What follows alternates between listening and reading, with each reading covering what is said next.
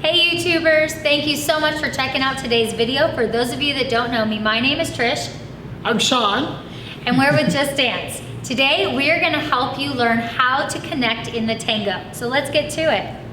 The first thing that I wanna talk about when going into closed position is first and foremost, make sure that you have your blocks of weight stacked so that you can be in the best posture possible. If you don't know what I mean by your blocks of weight, check the link in the description below and I'll have a whole video on how to stack your blocks of weight. But you wanna make sure that you're nice and balanced over your feet. The leader is then going to invite us in by offering the left hand. Followers, you're going to kindly accept. Now what he's gonna do, I'm gonna change our angle here. He's gonna pull from his elbow straight back because we wanna have a sharper angle in tango, whereas in other dances, the elbow might be a little bit lower and a little further out, but we wanna make a nice sharp line here for tango, so the leader pulls that way back, and then the follower can walk up into position.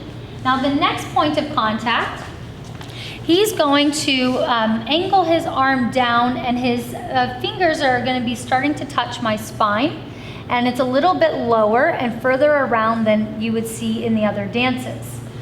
Third point of contact, the follower is going to connect with her elbow underneath the leader. So this connection is super important because it's gonna help you to stay glued together.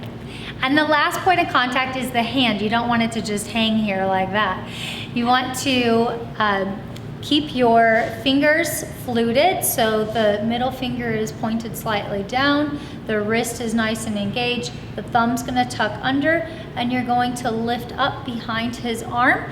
And where that hand is placed is dependent on how long your arm is. Now, compared to Sean, I have much shorter arms, so my hand's not gonna go very far up the back of his arm, but I do wanna make sure I have a nice solid connection here.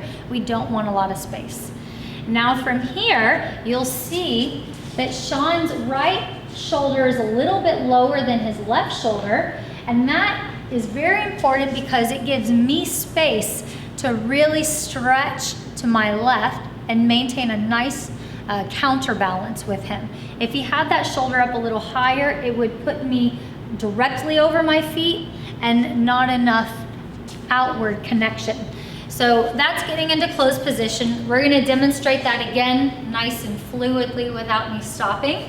And we'll show you from this angle. So he invites, he pulls that elbow back, I step into him, I let him make that first point, I make the next one, and then finally finishing here with my stretch over the left foot, and he is nice and balanced over the middle of his feet.